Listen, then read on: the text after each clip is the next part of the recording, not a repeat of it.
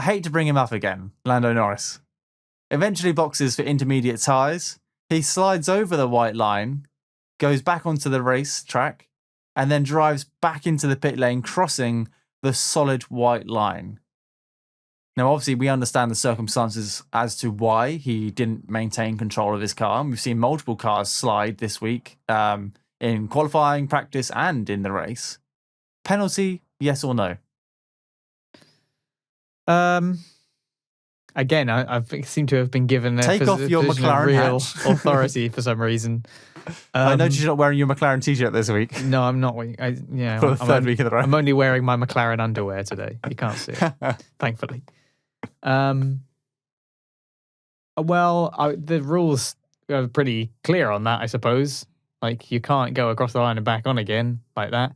There are rules about how you enter the pit lane. So it's fairly slam dunk penalty, really. He's supposed to be in control of his car. He'd already been out in those conditions for a while. They would argue you should have approached the pit box with more care. It's not like Austria or something where you're coming around the corner at speed, and that's a mad pit lane. I'm surprised they've still got it like that, to be honest. Whereas this is a pit lane that comes up after a fairly decent sized straight, and he should have had time to stop properly and enter the pits as the rules say you need to. So yeah, it's a fairly slam dunk penalty, that one, I think.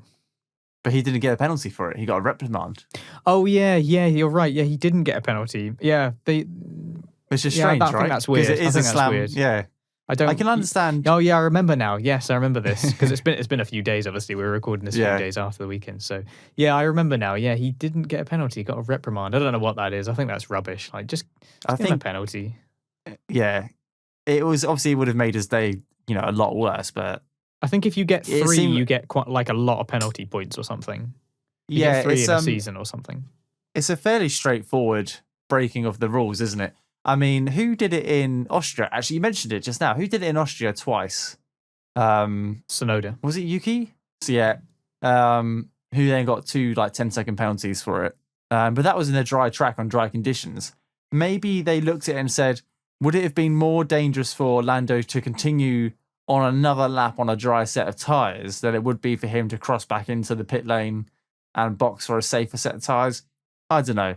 I honestly thought that's it was not a really slam the dunk issue penalty. at hand, is it? Like, the issue is going into the pit safely.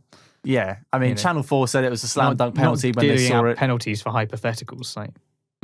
Yeah, everyone who with any say, so Sky Sports, who was broadcasting it, and Channel 4 both said that's probably going to be a slam dunk penalty due to it's a very simple rule you've broken and got away with a reprimand, which is very interesting. And obviously, as a McLaren fans, it goes in our favour, but also I don't take any pleasure in it, to be honest. No, but it should have been a penalty. But just strange that it wasn't.